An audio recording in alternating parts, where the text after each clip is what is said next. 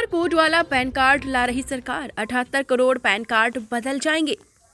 केंद्र सरकार ने 25 नवंबर यानी सोमवार को पैन 2.0 शुरू करने की घोषणा की। इलेक्ट्रॉनिक और आईटी मंत्री अश्विनी वैष्णव ने कहा, नया पैन 2.0 क्यूआर कोड सुविधा के साथ आएगा।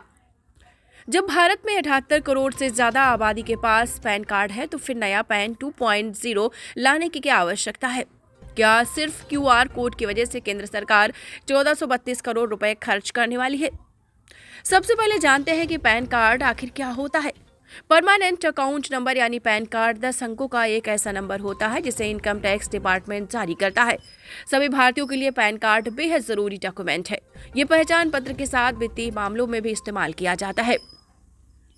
1972 में हुई थी पैन कार्ड की शुरुआत। परमानेंट अकाउंट नंबर यानी पैन कार्ड 10 अंकों का एक ऐसा नंबर होता है जिसे इनकम टैक्स डिपार्टमेंट की ओर से जारी किया जाता है।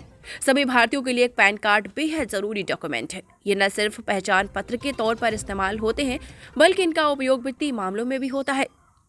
पैन कार्ड को 1972 में इनकम टैक्स के सेक्शन 139A के तहत जारी किया गया था।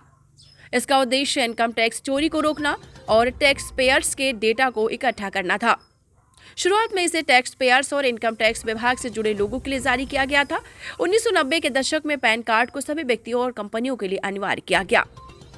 पैन कार्ड से इनकम टैक्स दाखिल करना आसान हो जाता है। बैंक खाता खोलने और वित्तीय लेन देन के लिए जरूरी है। किसी भी बैंक या फाइनेंस कंपनी से लोन ले सकते हैं। विदेश यात्रा के दौरान पैन कार्ड की आवश्यकता होती है। आधिकारिक पहचान के रूप में इस्तेमाल किया जाता है। पैन कार्ड में 10 अंकों का एक यूनिक कोड होता है जिसे अल्फा न्यूमेरिक शब्द और नंबरों में जारी किया जाता है। पहले 5 शब्द अल्फा यानी अंग्रेजी के होते हैं और ये ए से जेड के बीच कोई भी हो सकते हैं। पहले 3 अल्फा में पैन कार्ड का सीरियल नंबर होता है। चौथे अल्फा में व्यक्ति या कंपनी की पहचान की जाती है। अगर पैन कार्ड किसी व्यक्ति का है तो पी लिखा होगा और अगर किसी कंपनी का पैन कार्ड है तो सी लिखा होगा।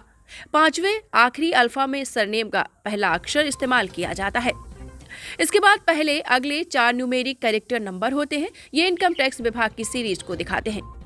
10वां यानी पैन नंबर का आखिरी अंक अल्फाबेट होता है। ये एक चेक डिजिट होता है।